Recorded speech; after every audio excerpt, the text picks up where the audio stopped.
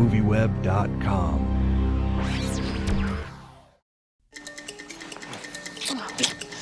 I think I'm gonna like camping.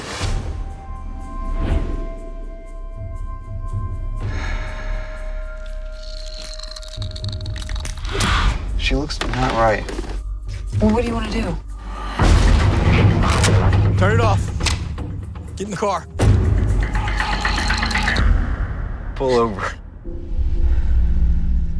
Hello? Hello?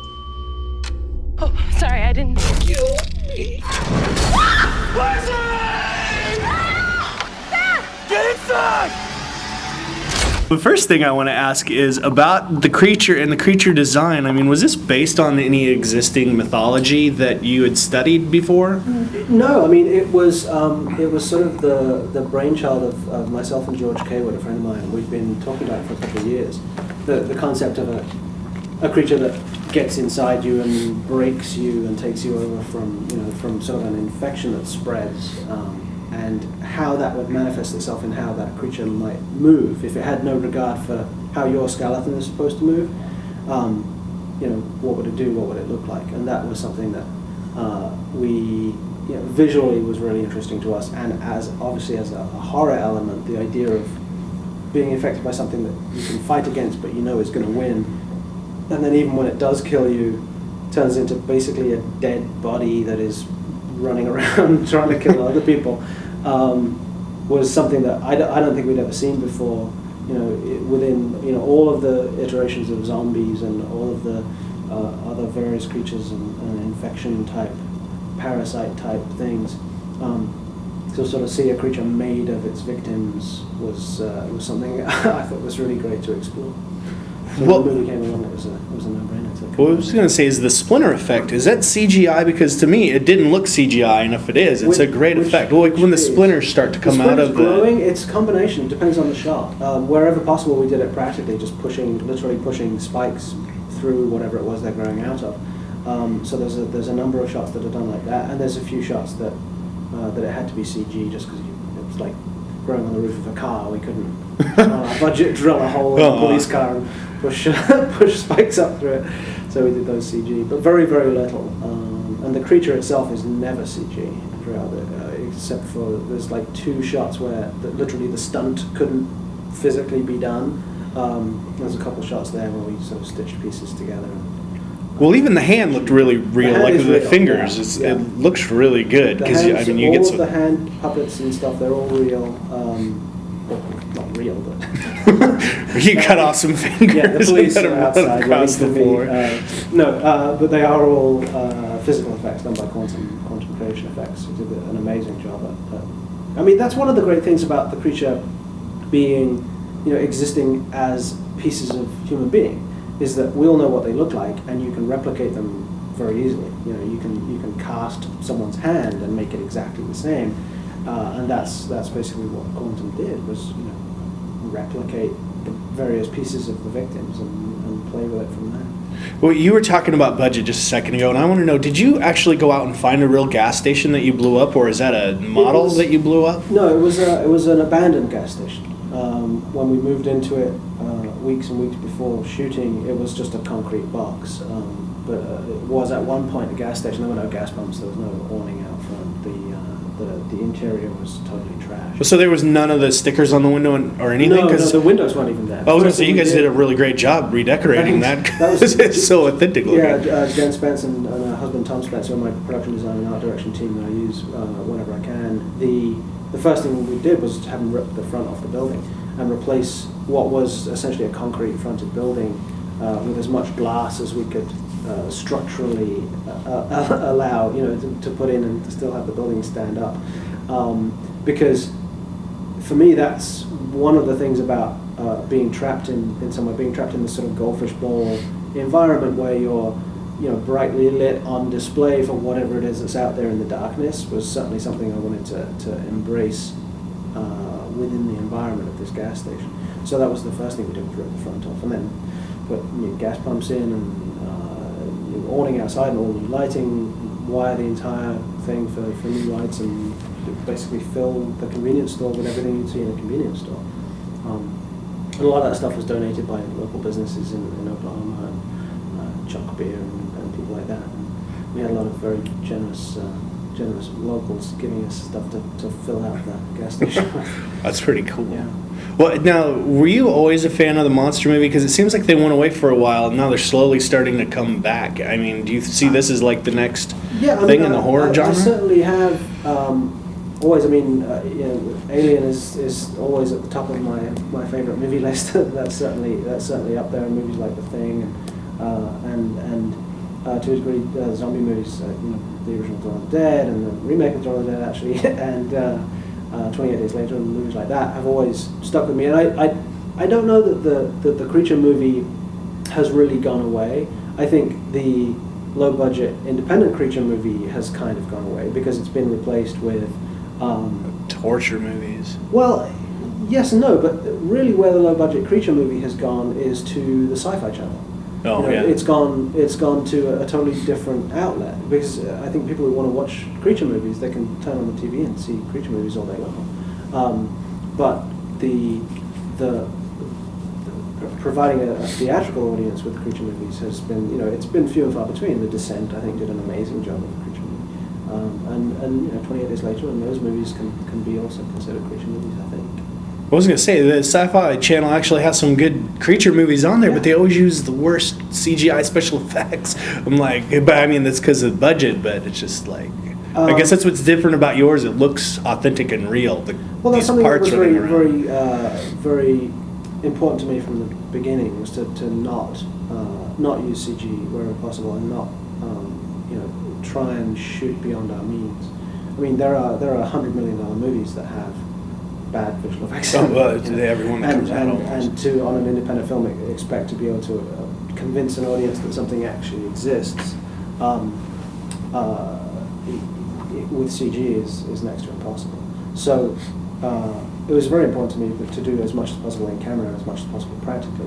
And I knew from my background and my skill set, sort of retouching things and doing the seamless visual effects work that I'm used to doing from my career in effects, is that I could do things on set and make compromises on set that I knew I could fix in post. I'm one of those, like, people say it on set all the time, we'll fix it in post. Mm-hmm. But I'm when I say it, I mean I can fix it in post. So I'm going to be the guy sitting for hours and hours painting out that string or that wire or that crew member or whatever it was that has to manipulate something that's a physical fact. And I know in my head the amount of time that's going to go into making that shot work. And if it's important to me, I'll make it happen like that. But yeah, I mean, films like The Descent, it's all practical stuff. There's very little in those movies that needs to be CG. And they have the same advantage that we had, is they're basically a humanoid form. So it's the Splinter creature is made up of bits of human being. So it's pretty, it's a human being. There's no reason to make it CG. Were you throwing real hamburger on there, real meat from the store, or was it all No, it was all synthetic? concentration effects made everything from scratch. It was all attached. So there was no. Well, I was going to ask you about shooting in the gas station after you had it redecorated. Was there anything that came out of actually being in there that wasn't initially in the script that you discovered, wow, we could do this while we're in here? I don't think there was any sort of environmental impact of being in the gas station, other than we didn't, for the most part, didn't have to add sweat to the characters because it was really 100 degrees. We were shooting in Oklahoma in the middle of summer. In a real gas station, so it was with no air conditioning. So it was limited air. You can't run while you're shooting. So. Did anybody ever pass out? Actually, no. Well, that's a good thing. No heat exhaustion. No. You know what? Actually, somebody did pass out from heat exhaustion. Yes, they did. There was someone in the crew. Because it was the summer. If you remember, summer of 2007, which is when we shot, was the summer that Texas flooded and parts of Oklahoma were just washed away in torrential rain, and then it was literally 105 degrees during the day, and the crew were giving their all, and somebody actually did pass out. He's fine, but the heat exhaustion certainly took its toll. Yeah. What kind of toll does that have on your equipment, like your film equipment? It wasn't too bad. The humidity played a little role in how the cameras behaved. We had to take precautions to stop humidity from getting inside the cameras. But other than that, everything worked basically the same. It's cold weather you got to watch out for. Well, I was going to say, I was reading the press notes, and it said that this film was really influenced by some of the Japanese and French horror films that you'd seen recently, and I wondered if you could talk a little bit about that. Or In the press notes they just gave me a second ago. Maybe it wasn't you that said that, but it was in there. No, I have no idea where that might come from. Sorry. Oh, so you don't watch Japanese or No, French I do, horror but it has nothing to do with this movies? movie. Well, that's what I was wondering, exactly how you were influenced by that. Maybe they were talking about my work on the Grudge projects, but not. Oh, maybe they were. Splinter's definitely influenced by the 70s and 80s horror that I grew up loving. I mean, that's why I signed on for the project. The minute I read the script and saw it was a very sort of classic siege movie that reminded me of all those movies I love: Alien, Dawn of the Dead, Night of the Living Dead. All of those, The Thing, that are these contained, essentially character studies of how are these people going to react to the situation, how are they going to get out of this situation. That's the stuff that I really respond to, like the resourcefulness in Dawn of the Dead of being, in something like a giant version of our convenience store and being able to use what's at your disposal to fight the creature that you're fighting. I think it was something that, to me as a kid, appealed to me enormously. Well, I was going to say also the dynamic between the human characters is pretty great, because you have like this guy who's done a lot of bad stuff, and all of a sudden he has to work with the two people he kidnapped. Right. Can you talk about sort of that relationship and in creating that while you were writing the script? Sure. I mean, it was very important to me that if I'm going to put these characters and the audience in this very confined space for an extended period of time with just these people, and to see how they react to this thing, that they be believable, interesting, quirky, flawed human characters, and how those relationships build was going to be, all I was giving to the audience for huge portions of the movie. So it's really important that the acting be top notch and we get the best possible cast, and to have those characters really come to life in a way that makes you want to watch them. Otherwise, they'll just fail. So it was very important to me that the characters be interesting and the journey that those characters go on be tangible and something you want to experience. So everybody, I mean, really all the characters in the movie find something good about themselves and something that makes the audience root for them in whatever they're doing, which I think was an essential ingredient. I was going to say also, I thought the argument at the very beginning of the movie between the outdoors and the hotel was something I could really identify with in the moment. I'm wondering, do you feel the same way about sleeping outside and staring at the stars? Because it always has a creepy sort of feeling of sleeping out in a tent, and I can kind of see why he would want to go to a hotel, and it kind of sets the mood for the rest of the movie. Certainly there's a part of me that that has experienced camping and being in the great outdoors and finds that very romantic and very exciting as a proposition. When it comes down to sleeping on an inch of foam on hard ground, I would rather be in a hotel, yes. But there's certainly something that appeals about experiencing nature, and I did a lot of that as a kid. But as a grown-up, I'd rather swipe the credit card. Well, even as a grown-up, though, going out there, like in that environment, don't you feel sort of like creeped out by what is out there in the dark, unknowns to you? I mean, because that's what I was saying, is kind of sets up this whole... In an abstract form, certainly. I find it very exciting that there are still areas, with all of our satellite photography and all of our exploration, that there are still areas of this planet that haven't been explored. That there are the depths of the oceans and underground and caves that no one has ever been in. That these places exist, and that there are things still things out there that we haven't experienced yet and haven't analyzed yet and haven't killed yet. It's like the damage we're doing to the planet hasn't gotten all the way down to the roots of everything yet. And